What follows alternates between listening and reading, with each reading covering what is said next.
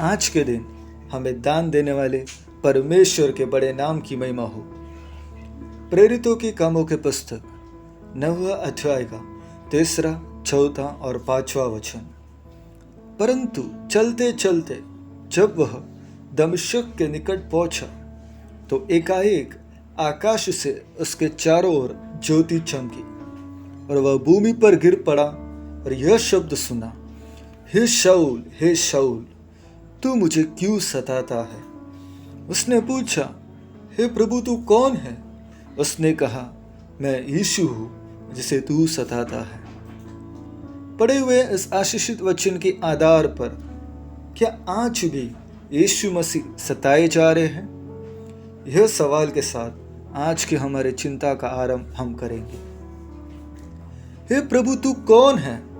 ऐसे शाऊल के सवाल के सामने प्रभु ने जो उत्तर दिया, उस उत्तर ने शाऊल के जीवन में रूपांतर लाया, शाऊल को पौलुस बना दिया, शाऊल के जीवन को पूरी तरह बदल दिया।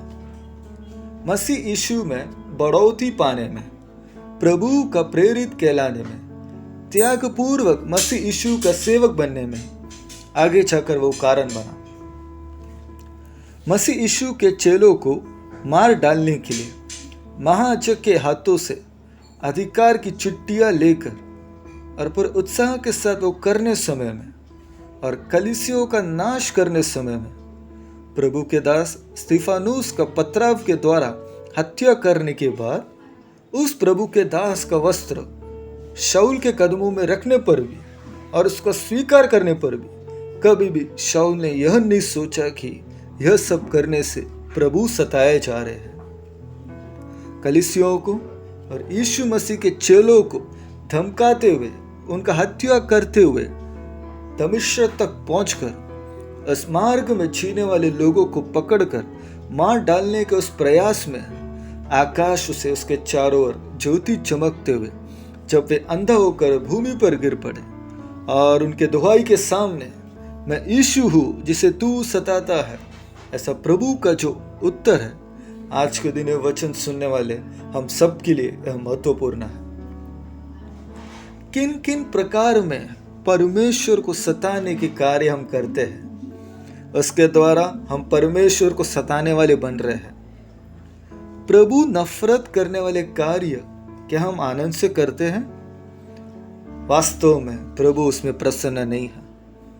प्रभु के नाम में जो सच्चाई में खड़े हैं, अगर हम उनका विरोध करते हैं तो सचमुच में हम उस व्यक्ति को या फिर संगठन का विरोध नहीं करते, बल्कि प्रभु का विरोध करते हैं। ये भूलना नहीं चाहिए।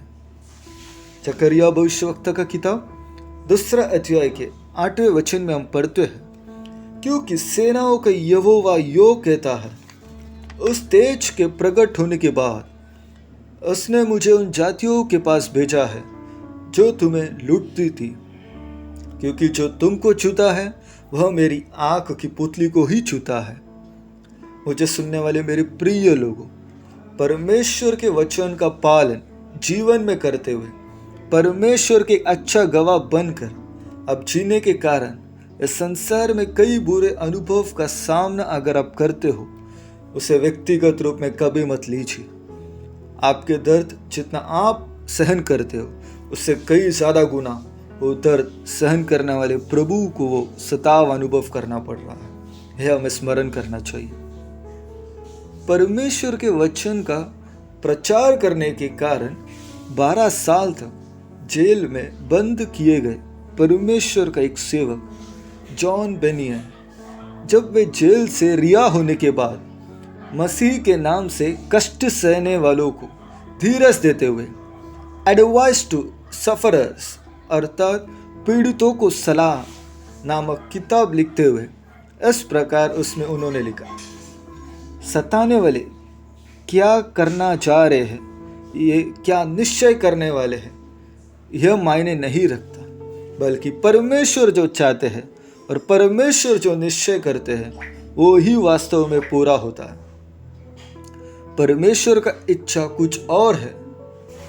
तो यानी पीड़ा सहन नहीं करना है तो सताने वाले कितने भी शक्तिशाली क्यों ना हो, परमेश्वर अद्भुत रीति में अपने सेवकों को कलीसियों को उस पीड़ा से बचाएंगे। या फिर परमेश्वर का इच्छा यह है कि पीड़ा सहन करना है तो कोई भी स्वयं बच नहीं पाएंगे। परमेश्वर के नाम की महिमा के लिए वो पीड़ा सहन करिए। परमेश्वर की महिमा उसी के द्वारा होगा।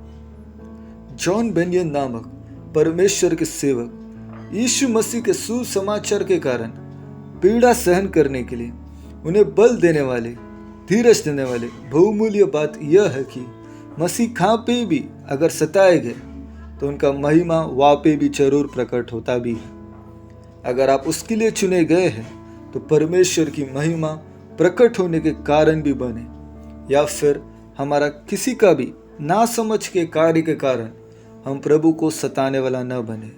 सबको एक धन्य दिन की शुभकामनाएं। आप सबको परमेश्वर बहुतायत से आशीष करे।